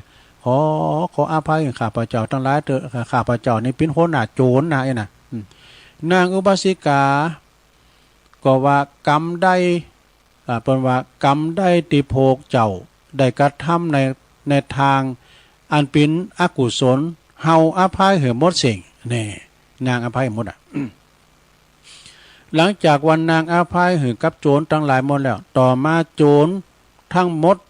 900โจร900คนปากันว่าต้องการที่จะโบสถ์ว่ะอยากจะจวยเปิ้นว่าอยากจะเหือนแม่จวยได้พองก่อเนี่ยว่าจะจวยหยังก็พวกขาเขาทั้งหลายเนี่ยจะโบสถ์ขอพินเจ้าภาพก็คิดเอาลายนี้ทั้งหมดพวกข้าพระเจ้าทั้งหลายจะโบสถ์นะจะล้างบาปไหนนะหันบาปมันบาปหนาบาปนักก็ขอโบสถ์แล้วจะโบสถ์ก็โบสถ์ใดนะแต่มันมีเจ้าภาพนี่นะต้องการสมบัติอย่างใดก็ตามเลยนะพวกข้าทั้งหลายถึง900นี่นะจะโบสถ์เพราะมีความประสงค์จะออกโบสถ์ ขอพระแม่เจ้าจุนได้เป็นเจ้าภาพโบสถ์ให้กับผมตั้งหลายตัวเธอว่ะนะนางอุบาสิกาผู้มีศรัทธาในพระพุทธศาสนาจึงตกลงโอเคนี่ตกลงว่าเป็นอย่างนั้นอันนี้แม่จะเป็นเจ้าภาพโบสถ์เนอะจะมีบาทมีสบงจีวรยังครบหมดจะมีซอเมากัน สมัยนั้นจะมีซอเนาะจะถือประมาห้องขวัญเฮขวัญนี่กันเนาะนำโจรเหล่านั้นเข้าไปสู่สำนักพระอุปชานะโกนผมโกนกิ้วนุงเลิงห่มเลิงกันหมดต่างอยู่ในขอวัดปฏิบัติรักษาพระธรรมวินัยเนี่ยบเกตข้านในการนั่งสมาธิภาวนาเนอะโจรทั้งหลายนะที่ปิ้นตุเจ้าโจรนะแต่เปิ้นปิ้นมีโจรละนะวันพระภิกษุเหล่านั้นนะวันพระภิกษุเหล่านั้นเห็นพระกรรมฐานนะเห็นกรรมฐานจากพระอุปชาแล้วก็ขึ้นไปสู่ภูเขาแห่งหนึ่งต่างองค์ก็ทำธุรกิจคือนั่งสมาธิภาวนากันนะนั่งสมาธิภาวนาครั้งนั้นพระบรมศาสดาก็ทรงขายพยานหันเนาะเปิ้นก็เล็งหันโดยฌานหันว่าพระภิกษุเหล่านั้นเนี่ยมีอุปนิสัยจะสำเร็จมรรคผลเนยนะแม่พระภิกษุเหล่านั้นจะอยู่ไกลถึง120 โยชน์ว่าดูห่างไกลจากพระพุทธเจ้า120 โยชน์นะพระองค์ก็ยังแผ่รัศมีไปถึงอยู่แผ่รัศมีเหมือนดังว่าเป็นนางอยู่ตรงหน้าพระภิกษุทั้งหลายเหล่านั้นนะพระพุทธองค์ก็เลยทรงเทศนาโปรดพระภิกษุเหล่านั้นว่าพวกเธอจงใจขันติวีรธรรมเนอะหือนั่งตรงดำรงสติหือต่างมั่นบังคับจิตใจหืออยู่ในอำนาจเนอะหือเป็นปกติไปฟุ้งซ่านอย่าฟุ้งซ่านแสไปหาตั้งติพิษแล้วใจปัญญาพิจารณาสังขารอันเป็นของที่บัดเต็งแต่แน่นอนมีการเกิดขึ้นต่างอยู่และดับไปหือหู้ยิงหันจริงหือลุหู้ยิงหันจริงในสังขารนั้นแล้วถ้าพวกเธอทำใดดังนี้จิตของพวกเธอก็จะลุดพ้นจากอาสวะกิเลสตัดเวียนจากอาสวะกิเลสตัณหาได้ทั้งปวง เมื่อจบพระธรรมเทศนาแล้ว ปรากฏว่าพระภิกษุเหล่านั้นเนี่ยทั้งหมดได้เป็นบรรลุเป็นพระอรหันตาหมดสดาญาโยมทั้งหลายจบเลิงภิกษุหลายองค์เพียงเท่านี้เอวังก็มีด้วยประการฉนีเนี่ยมันเขียนมาอิตุลุงเอาไว้นะจบสดาญาโยมทั้งหลายจบลงไปพระภิกษุหลายองค์ เอามาเล่าสู่จูกันฟังเด้อศรัทธาญาติโยมทั้งหลายนิทานมาในธรรมเนาะมาในธรรมมาเล่าสู่จูกันฟังแถมบทหนึ่งอันนี้ก็เบิ้มอลันเนี่ยส่งมาเด้อตอนมาเจ้ามาคุณเดียว ตอนไปเจ้าก็ไปคุณเดียวนี่แปลว่าจังอ่ะ ตอนมาเจ้าอ่อนแอตอนไปเจ้าก็อ่อนแอเนี่ยแปลว่ายังภายใต้ได้พอ ตอนมาเจ้าบ่มีเงินมีคำอย่ามาซักอย่างติดโตมาเลยนะแล้วก็ตอนที่จะไปเจ้าก็มีเงินคำกำเกี่ยวเขาของเงินคำสัมปติมากมายเนี่ย แล้วก็ตอนติดเจ้าไปเจ้าก็อ้อมยังแป้มได้สักอย่างเลยนี่ตอนตีอาบน้ำครั้งแรกก็มีคุณอาบน้ำหือเจ้าเนอแล้วก็ตอนอาบน้ำครั้งสุดท้ายก็มีคุณอาบน้ำหือเจ้าแปลว่าซั่นนี่อันนี้คือความจริงของชีวิตเนอศรัทธาญาติโยมมาเล่าสู่จู้กันฟังนี่นะแล้วทำไมมนุษย์คนเฮาจึงเต็มไปโดยการความอาฆาตพยาบาทอิสาริษยากันนี่เกลียดชังกันขุนเครื่องยิงทะนงโลกยิงทะนงโลบขี้โลบแล้วก็หันแก่โตกันมากมายขนาดนั้นทำไมกันไอ้ดอกเพราะว่าตอนที่เฮาต้องจากกันไปเนี่ยเฮาก็เอาอย่างบ่ได้สักอย่างนี่ตอนที่เฮาจะไปจากกันนี่เอาอย่างไปสักอย่างเอาไปก็ตืมได้แม้แต่บาทเดียวมาโตเปล่าก็ไปโตเปล่าเนี่ยเอาอย่างไปได้เนี่ยมีเสียแต่ว่ามีบาปกับบุญตัวเองที่จะติดตัวเฮาไปสู่ภพไหนภพหน้าอันนี้คือกรรมสอนก่อนที่พระพุทธองค์จะเสด็จดับขันธปรินิพพานเด้อพระพุทธองค์ก็ตรัสสอนไว้ว่าจงอย่าประมาทนี่เพิ่นมือประมาทนะลงเด้อมี 4-5 ข้อ1อย่าประมาทในชีวิตนะอย่าประมาทในชีวิตนั่นก็คือว่ามันจะยืนยาวเนี่ยอายุเฮานี่มันยืนยาวนะศรัทธาญาติโยมคุณเฮามันตายเหมือนกันหมดนะอันตายดุมก็ตายกรรมมีความตายปิ้นติหมันติหมายเหมือนกันหมดว่าเปิ้นว่าโตอย่างดาราก็ตายหันในคลิปในมือถือเนี่ยไพโรจน์สังวริบุตรอีกอะพระเอกในตำนานยุค80พุ่นน่ะเพิ่นก็เสียกับชีวิตในวัย72ปีไพโรจน์สังวริบุตรในบทโทษสมัยก่อนนี่พอแสดงหนังรวมกับลาลนาสุรวรรณนี่ก็รักอลวนเนี่ยนะก่อนเนี่ยดังเนาะแล้วนะตึกชีวิตก็ลุ่มหายตายจากกันไปศรัทธาญาติโยมทั้งหลายอันนี้อย่าประมาทในวัยอย่าประมาทในว่าจะมีชีวิตยืนยาวเนาะ2อย่าประมาทในวัยยังหนุ่มยังแน่นยังสาวอยู่นะยังหนุ่มยังสาวอยู่อันนี้มันแน่นอนนะคุณเฮาชีวิตเฮานี่มันแน่นอนเกิดแก่เจ็บตายบางพองก็ได้4 ปี5 ปี6 ปี7 ปีป้อยตายไปก็มีเหมือนในธรรมเพิ่นว่าบางพองก็เป็นอย่างฟ้าแมบยามเดียวก็มีใช่ละมันแน่นอนนะคุณเฮาเนี่ยอันความตายอยู่เบื้องหน้าเหมือนกันหม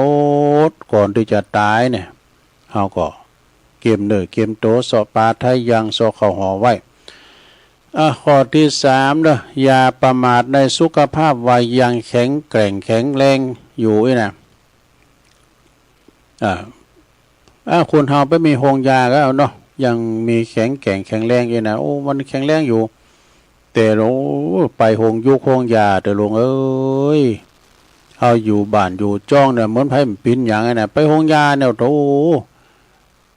ขนาดว่าไปเจ้าแล้วนะก็เดี๋ยวควายมาก็มากันอยู่ติ๊กยิงหลายังมีมาเรื่อยๆฉะนั้นจะประมาทนะว่าสุขภาพเขาจะแข็งแรงก็จริงบ่ได้เขาก็มีจับ5 บาทนี่ก็เข้าโรงยาอยู่เนาะซะท่าไปประมาท4ข้อที่4อย่าประมาทในเวลาว่ายังเหลือมากเกินจะกล่าวนะเวลาเขายังไกลอยู่เนิ่มตายง่ายเลยนะอันนี้ก็อย่าประมาทในเวลาที่ว่ายังเหลือหนักอยู่แล้วข้อที่5อย่าประมาทในธรรมะแล้วก็บุญกุศลเด้อเอาไว้หานก่อนบัดตานเตอนะเอาไว้หานก่อนบัดทำบุญเตอนะไฟใหม่เพิ่นว่าไฟใหม่นี่เฮาก็หันต้องกันใหม่นี่นะการเฮาเก็บของได้มาเต้นก็เต้นการเ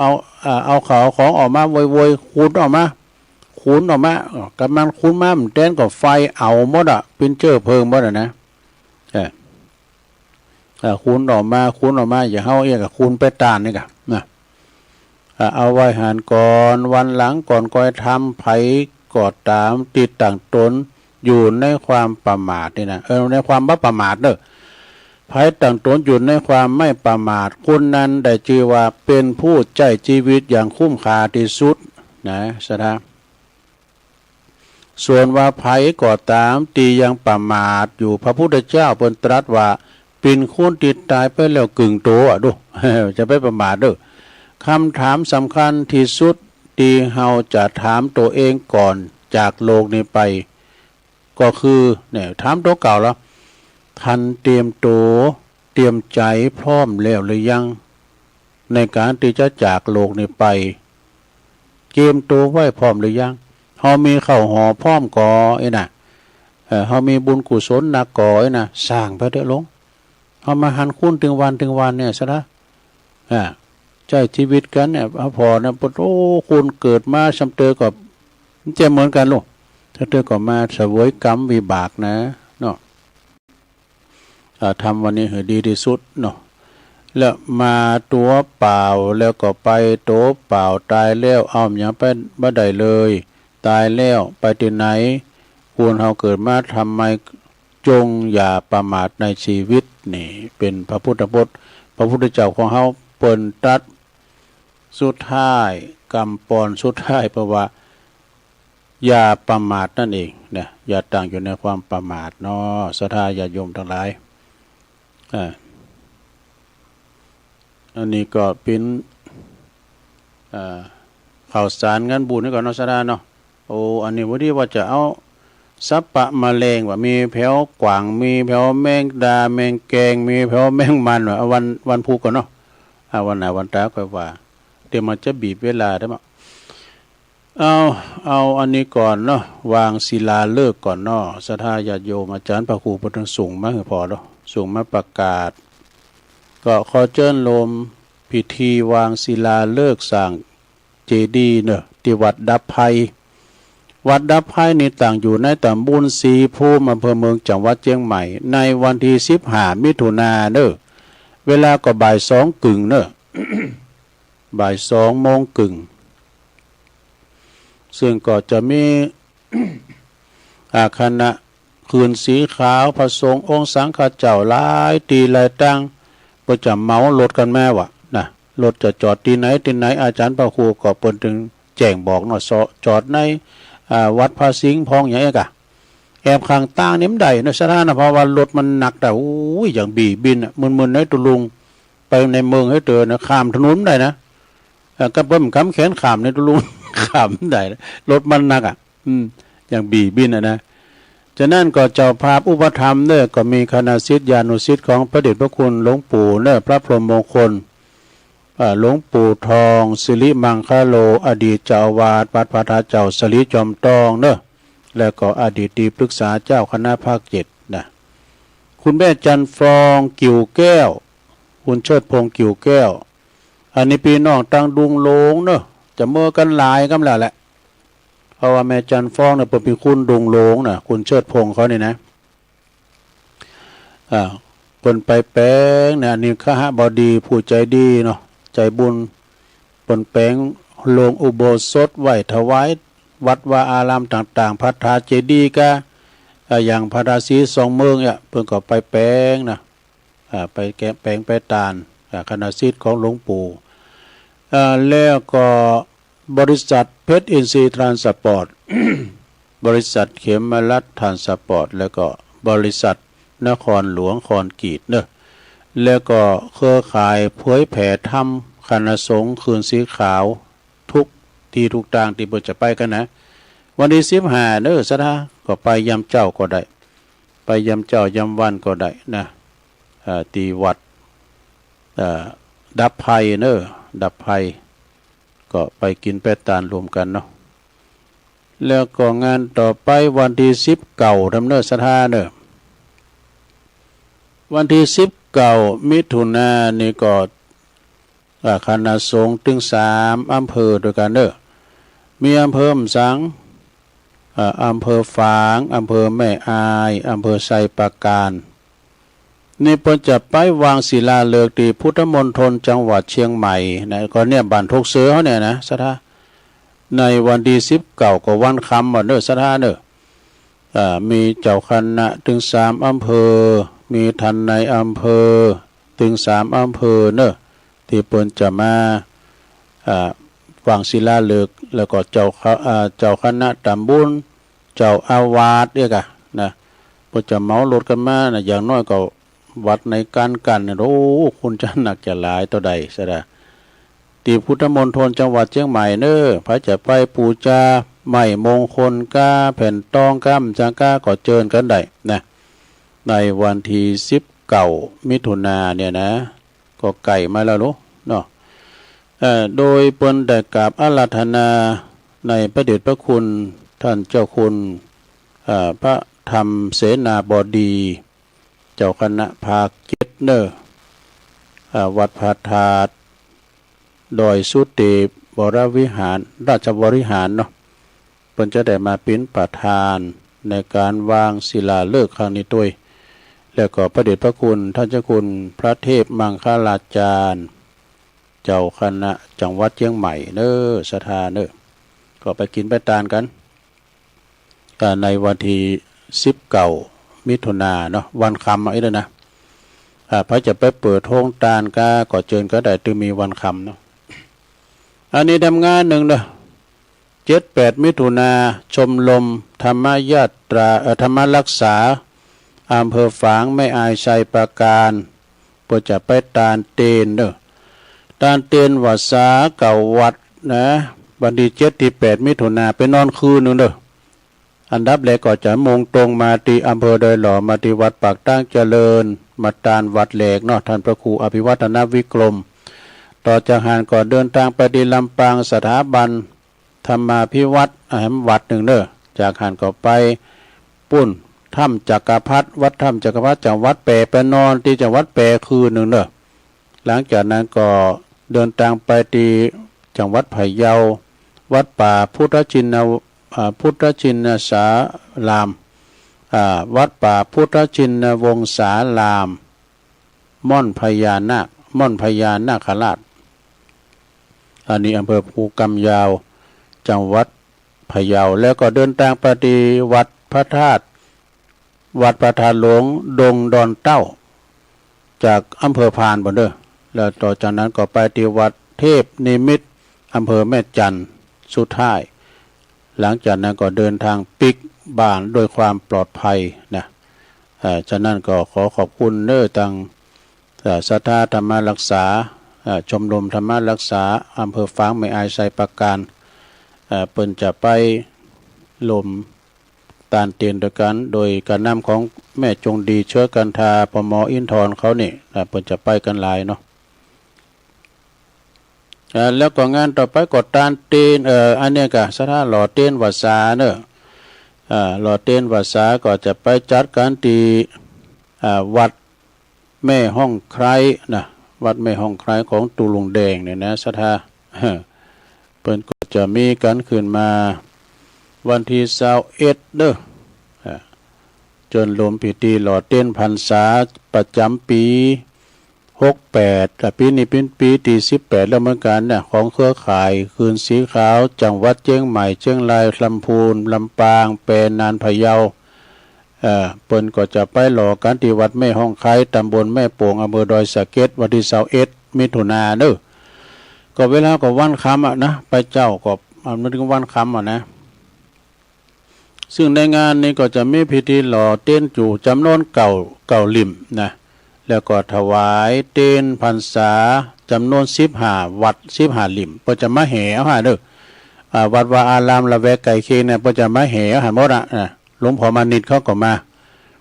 ฉะนั้นก็ขอเชิญพิจารณายอดปัจจัยถวายแต่ละวัดละ 1,500 บาทเด้อพระเจ้าหับพิจารณาก็แจ้งความจำนงได้นะ 1,500 บาทแต่ต่อ1วัดเด้อห่มป้อแล้วก็เดียวก็เสกอย่างกันนะเพราะว่า30วัดเนาะเชิญเด้อติดต่อสอบถามได้หรือว่าพระจะพิจารณาโคมไฟหรือว่าโซลาร์เซลล์เนี่ยก็ชุดละ500 บาทแล้วก็เตนเป็นลิ่มเนี่ยนะแต่ละวัดเนี่ยนะ วัดละลิมวัดลิมนั้นก็500 บาทก็เชิญกันได้โดยแจ้งความจำนงหมายได้แล้วพระจะปิ้นเจ้าภาพโตจีนก็โตละ 1,000 บาทเด้อโตละ1 บาทจะไปติดต่อสอบถามตีตุลุงแดงได้เด้ออันนี้ก็ที่เป็นงานหล่อเตนวัดสาของคณะสงฆ์เฮาเนาะก็ไปกินเป็ดตานกันหลายตีตามวัดละปูนตามก้ามหนึ่งนี่อันนี้ก็จังหวัดลำพูนคณะสงฆ์จังหวัดละปูนโดยเมตตาบารมีธรรมพระเดชพระคุณท่านเจ้าคุณพระเทพรัตนนายกเจ้าคณะจังหวัดละปูนพร้อมด้วยคณะสงฆ์เนอะเพิ่นก็จะมีการเดินจัดขบวนนะธรรมยาตราเตสันถียกย่องเชิดชูเกียรติวิธีครูบาศรีวิจัยโฮมแหงโฮมบุญส่งครูบาศรีวิจัยของเขาเนี่ยสู่บุคคลสำคัญของโลกนี่จากตั้งแต่วัดพระธาตุวัดพระพุทธบาทห้วยต้มอำเภอลี่จะไปถึงปลายทางก็คือวัดพระธาตุเจ้าหริปุญใจวรมหาวิหารเนอะเริ่มตั้งแต่วันที่1ถึงวันที่11โอ้วันนี้วันที่6แล้วเนอะกึ่งตั้งแล้วเนอะก็ระยะเวลาเดินทางก็100 กว่ากิโลดูสถาจากนั้นก็เดินผ่านไปทันใดก็สถาเกมเนอะพระเจ้านำถวายพระสงฆ์ที่บนเดินธรรมยาตรานะก็เจิญกันได้ครูบาเจ้าศรีวิจัยเปิ้นก็จะเดินผ่านนะปิ้นตำบุญเปิ้นก็จะส่งทอดกันไปปิ้นตำบุญเด้อ11 วันสระ11 วันแต่ไปถึงหอดถึงวัดพระธาตุเจ้าหริปุญใจจะไปพักแต่ละวัดเนาะสระเนาะไปที่เปิ้นสำคัญน้ำตีนนี่ก็คือวัดจามเทวีเนาะสระวัดจามเทวีนี่นะที่ครูบาอาจารย์ครูบาเปิ้นไปพักนะครูบาเนี่ยเปิ้นติดคอกติดขังเรือนจำก่อนหลายเตอนะไปเอาไปติดคอกติดขังหาว่าเปิ้นปีนอุปไสยเถินพองก้านะหาเรื่องของเปิ้นเนี่ยนะเปิ้นว่ากันมีมารบารมีมแก่ มารไม่มีบารมีไม่แก่กล้าเนาะสถาแล้วก็ทำงานหนึ่งเนาะวันนี้เราประกาศข่าวสารงานบุญจับบัดเสงเนาะก็วันพุธในเราเนอะที่วัดปากล่องตำบลนำดิบอำเภอป่าซาง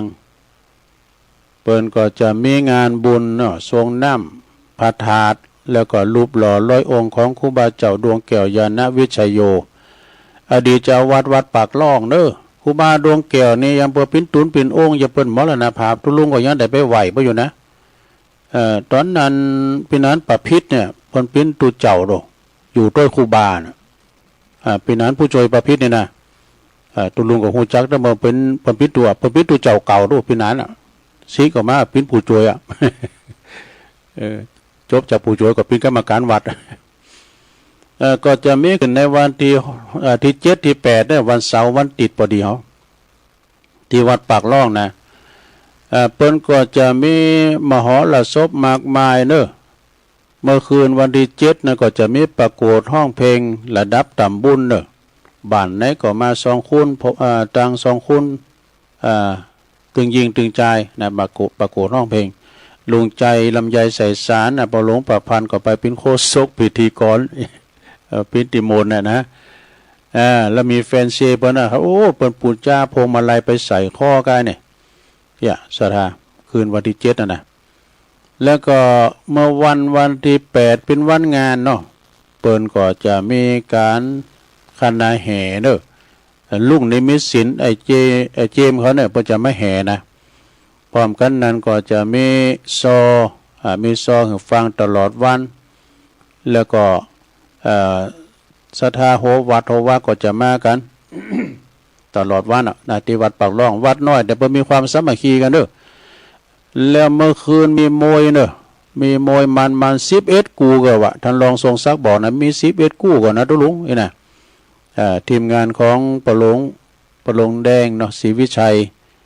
เปิ้นไปจัดมวยกันเนี่ยตั้งขจรแก้วทิพย์นี่นะลงไปพอแล้วนะแล้วก็มีย้อนยุคโอมิวสิกนะจะเชิญกันเด้อไปพอไปกอยกันไปแอวงานกันที่วัดปากล่อง ตำบลนำดิบอำเภอป่าสร้างท่านพระครูธีรกิจจาธิคุณมันตรงกันถึงวัดป่าบุกด้วยเนอะบางคุณเนี่ยบางวัดเปิดก็มาตานที่ปากล่องหล่ะโลดไปป่าบุกเลยกะป่าบุกนี่แรงเปิดมีพระแข่งกองโลงบนเนอะพุทธบ้านวัดเปิดกว้างตุปีพบตุปีเล็กเขานี่ก็เปิดจะมีในวันเดียวกันถึงวัดปากล่องนะวัดสงน้ำครูบาศรีอริยวังโสครูบาทองเขาก็ไปกินพระตาเนอะมันงานไก่เนี่ยนะสระประกาศไก่นี่ก่อนเนาะแล้วก็ทำหลายวัดเนาะที่มันตรงกันสำเร็จตุลุงก็บ่ฮู้ต่อจากหันนี้ก็วันที่10อันนี้นะวันที่10ก็รู้หันไปมันไกลอันนี้7 8 9 10 7 8อย่าปากล่องแล้วก็วันที่9ที่10แล้วก็ปุ้นบันหวยจอมตอง บันหวยจอมตองนี่ก็คือว่าเปิ้นก่อนเนี่ยมันมีกับบันหวยจอมตองที่แอวมันจะมีลายด้วย บ้านห้วยปันจ้อยหรือว่าวัดอารุณวิทยาวาสนี่ก็ตุลุงทำเนอะตุปีม่อนเขาเปิดก่อนเป็นงานบุญใหญ่งานประเพณีเก่าแก่ได้ๆก่อนนี่มีสิงซ่าสวรรค์ด้วยเดี๋ยวนี้ก็มีนะเดี๋ยวนี้เปิดก่ออนุรักษ์ไว้อยู่เปิดก่อมาจัดอยู่ที่วัดอารุณวิทยาวาสเมื่อกลางวันนี่ก็จะมีแข่งกองโลงเปิดสื่อตีทางวันตกนะโถจัดกว้างเอาไว้แข่งกองหลวงเอาไว้จอดรถมีการไม่งานเนาะแล้วก็มีอีเกนะมีลิเกคือได้ชมโดยนะมีเมื่อคืนก็มีหนังของไอเลิศเขาไปฉายเวียงการโปรโมชั่นนะเจ้าแห่งศรีราชินีแห่งเสียง ต่างรักปักจอสาย2คืนกันเนี่ยนะแล้วจะมีย้อนยุกอย่างโดยกับสดาอย่าโยมไปซื้อให้ถอบถูกเนื้อหันนะลิตรร้อยแล้วก็แล้วนายไทยดำอ่ะลุงมาสัก2 ลิตรเนาะ อันอ่อนเนี่ยมันแปลงถามมาเอาในดำก่อน ในดำก่อนลำเนาะสถานเนาะเอามาพัดอ่ะ อันนี้ก็เป็นแล้ววัดพระธาตุเจ้าสรีจอมตองดำเนินบรรตรงกันนะมีแข่งกองหลวงด้วยเหมือนกันแต่บางคนละวันครับวัดบัดหอยปันจ้อยนะเป็นแข่งกันวินกันละวันวันเดินเก่าปิ่งนี่มีหลายกันเนาะสถานเมื่อว่ามีตังบั่นวายด้วยนะเนาะตุบิลินก็เนี่ยถ้าเป็นแต่ล่ำไปกันไปวันนี่ก็ฮะบั่นวายตัวอยู่น่ะสถาบั่นวายกับบั่นกอกบั่นวายนี่ก็เดินเก่าปิงนี่มีหลายวัดเนาะสถาก็ไปกินไปทานกันเอาละการอื่นต่างๆนี่ก็ประกาศถึงวันก็เกรงใจสถานีเปิ้นผู้ก็เอาโลมหมูเนาะก็ประกาศข่าวสารงานบุญโลมหมูเลย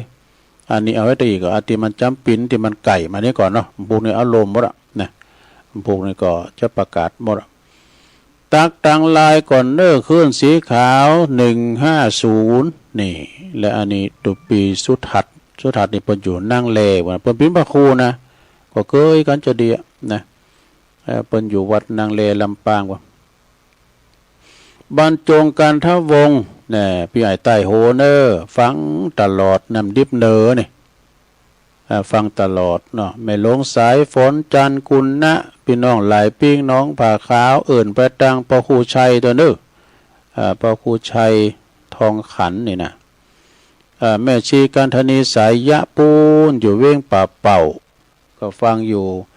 แล้วก็แม่เดือนเพ็ญทิมวางน้องหาน้ำบ่อหลงนะฟังอยู่แม่ครูธัญญาทองอิ่มกศนเจริญปอนแล้วก็ดอยน้อยพัฒนาหนองหานสันทรายนะนั่นแม่ครูเพลินพิษทิพลึกเนอะอันนี้เจ้าภาพ อินเทอร์เน็ตเจริญปอนขอบคุณเนอะฟังแดนดินถิ่นล้านนาอีกแล้วแม่แดงอัมพรจากเต็นดอกไม้ก็ฟังอยู่บุญส่งจากลำปางไหวสานะครับเด้อแม่หลวงสุมาลังกาพินจากบ้านป่า5ตำบลเมืองจีเนอะนะฟังอยู่โยมยุพินหอมมาแล้วก็ฟังชัดเจนดีอยู่นะบ้านแม่โยกเนาะโยมกนกพิษทิพลึกแม่นั่นกันเนาะจากเมืองฝางเนอะร้านนาพันหวยงูในก็ฟังอยู่บาลามีวังใจชิดนี่ก็ฟังอยู่นะที่ตามชมที่จำฟังอยู่ชมลมสกาย73นี่แล้วก็สุดท้ายแม่ศิรินทิพย์บุญเลิศจากกรุงเทพฟังทางออนไลน์นะอันนี้เป็น การที่ว่าเปิ้นตักมาตั้งหลายเด้อศรัทธาญาติโยมก็ขอขอบคุณกับพี่กับน้องศรัทธาญาติโยมที่เปิ้นฟังกันอยู่ที่เปิ้นฟังบ่ได้ก็มีนักที่เปิ้นบ่โทรก็มีหลายเนาะศรัทธาต่างงานปอาจารย์ปนั้นสายันว่าอันที่โทรนะมีสัก20%เนี่ยตัวลุงนี่นะที่เพิ่นฟังนี่มีนักเลยนะเอาละตอนนี้ไปก็จะเปิดสายแล้วเนาะ0899556506อ้าวโทรกันเข้ามาเนาะหน้าใหม่เจริญปอนฮะ ประวัติการครับ อ๋อหลวงพ่อกฤษเนาะ ขายไปไหนนานแล้วเนาะ ฮะ งานรอบเลยงานเยอะเนาะ งานเยอะ งานเยอะมันคือวันเดียวอะยังอยู่ดิวัดปะหินนะไอ้วัดอะไรนะน้องกายอ่ะ น้องกายน้องกาย เอาฟังอยู่อาจารย์ร่มเย็นดี ชัดเจนเลยเนาะ ครับชัดเจนครับ ขอบ วัน คุณ การ นะ ค ค รั รับ บใบสาครับหลวงพ่อกฤษพุทธอุทยานปางโมดเจงดาวนะเนี่ยเจริญปอน เจ้าไอ้ซาเจ้า เป็นสมัยก่อนก็เป็นครูบาปีน้องศรัทธายกย่องกันเจ้าดูเอาตอนนี้ยิ่งใจหนุ่มเฒ่าติดตามกันเจ้านักหนาวางศิลาฤกษ์ติดตามลุ่มลาลอยทรงกันนาหลุดสู่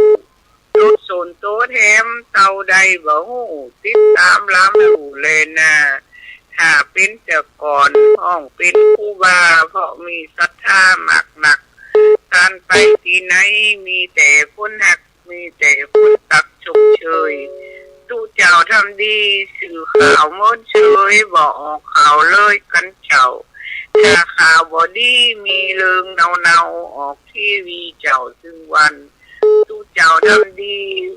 จึงบ่เชตันหันข่าวซึ่งวันคิดแย้มอยู่เจ้านานลงอยู่เจ้าทำยองวันละกรรมนะเจ้ากำมาติ๊กติ๊กนะเจ้า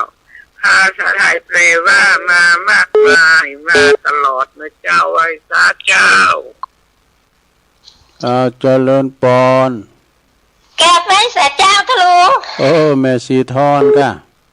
เจ้าฟังอยู่เนอะ ชัดเจนดีเนาะ เจ้าชัดเจนดีเจ้า ดีกะยินดีหนักๆเด้อ เจ้าวันสัตว์ ตุ0899556506เจริญปอน ไอ้สาเจ้าตุลงนานไม่อุ่ยอินนะเจ้า เสมอเนาะ เจ้าวันนี้ได้ยินแน่กูเจอไม่ได้ยินนะตุลุง ฟังไป เล่นดินถิ่นล้านนาน่ะไม่ได้ยินวันนี้ได้ยินว่ะ ดีเลยยินดี มันมี เด้ เป็น อ วันเนาะ มีเป็นวัน เออ มีเป็นสาธุ มีกำลังใจตุลุงอยู่นะเจ้า เจริญปอนเจริญปอน ไม่สาครับตุลุงที่ตาม ปอนนั้นประเสริฐหน้าน้อยหน้าแดงเนาะ ยังชัดเจนเลยที่เขาไม่รู้นะครับ ตะกอยเดี๋ยวเอาแห้งน้ำหน่อยหนึง ครับยังชัดเจนเลย ชัดเจนดีเนาะ ประโยชน์ต่อ ยินดีปอนนั้นหลายๆเด้อพี่น้องบ้านไกล เข้าใจลุงครับขอลุงดีๆมีจุดต่อไปเถอะ สาธุ ไปสาวฝากพี่ให้ลุงครับ ปอนนั้นเนาะเป็นปอนนั้นปอนอูกอยไปหน่อย เจริญปอน กราบนมัส โอ้ การ โหอีกอะเสียงดัง แจกชัดเจนเนาะคนหนุ่มลูกก็เรียกกะหนุ่มเหลือน้อย ตื่นมาฟังตุลุงยองอ่ะเจ้าเนาะที่สองเปิดเพลงเนี่ยเสียงชัดเจนอยู่เจียวไทยอายุยืนอยู่ ได้อยู่ด้วยเกินเมินอยู่เนาะโอ้ข่าวสารงานบุญทุกวันเนาะทำกันทุกวันตุลุงเตะทำกันหัวทำบุญทำทานฮักตาศีลเลยนะทำดีไปใจนะเป็นบทสอนใจแต่เนาะ ครับ ทุกฐานทุกตนคนเดียวไทยหลัง5 โมงเกิงไว้ได้สังทานพระครูชนทาน ก็ได้ฟังตุลุงแดงต่อเนี่ยกัน เดี๋ยวผมจะสวดมนต์กันกัน ลุงแดงเนี่ยมันไว้ตอนตี 5 ครึ่งป่ายว่าละถ้าผมจบแล้วนะเอาอันนี้ขอบคุณสำหรับธรรมเทศนาไหวสาครูบาเจ้าตุลุงยองครับสวัสดีไหวสา ไว้สาครับโตหลวงพ่อมานิดเด้อถาวาโลวัดโชคดีหอมบุญผู้ดอยสะเก็ดป่าไม้แดงปุ่นเนาะก็เดียวหลวงพ่อท่านพระครูชลทานพิทักษ์ปุจเตธรรมเตโจยาโม ก็ได้ปีนี้หมดได้กำพ้าหมาดำมันเตธรรมโมนะเสียงเป็นกว้างเสียงเป็นไฮไฟพดโตเสียงเป็นดีเตดนำเตดทำสวดโยโกห้องสวดมนต์เต็นนี่ได้หมดอ่ะสะดาตุลุงแดงเขานี่นะไปลืมเด้อปากันไปนะวันที่21นะพอจะไปเปิดโรงตาลสถานที่เปิ้นพร้อมในสถานนะอยู่หุมตลอดอ่ะนะเปิดโรงตาลก็หรือว่าจะไปหับสังก็ชุละ1,500 บาทหรือว่าจะไปหับโซล่าเซลล์ก็ชุละ500 บาทหรือว่าจะไปหับเตียนปิ้นตุ่นนะก็500 บาทเนอะหรือว่าไปบริจาคปิ้นกรณีพิเศษเพื่อจะแป้งปิ้นตุ่นเก่าตุ่นนะกับสถานเนาะเพื่อจะปักเก้ากุยก็ทำไม่นาสถานก็ไปปักไปนั่นกันได้ในวันที่21 มิถุนายนเนอะสถามาทำสายนี่สายสุดท้ายเจริญปอนเจริญปอนอันนี้ไม่พรเนอะแม่พรอยู่ไหนอยู่น้ำดิบเนี่ยค่ะแม่พรแม่พรน้ำดิบน้อยเนาะตั้งวันนั้นนั่นโทรหาบัตรตานซักเด้อสายมันแน่นเนาะวันนั้นนั่นทำกับได้ฟังสักกรรมรับเลยไปปิ้นหยังก็เอากินยาน่ะก็วันนั้นก็คุณหลายโนดงในมิตรเนาะพดไปแข่งกองกันโมนโอ้ยอันนี้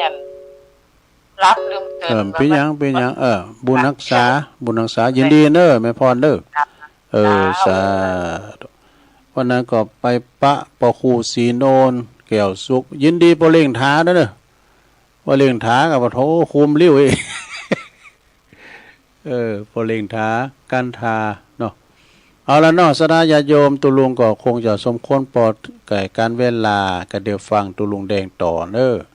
ตุลุงก็นำรายการจากล่าสถาไปก่อนวันพุธก็ฟังกันใหม่ยกวัดมาบ้านกิจกรรมเนาะอยู่ดีมีสุขเหมือนกันกูก่อกูคนจัตตาโลธรรมาวัฏันติอายุวันโนสุขังปะลัง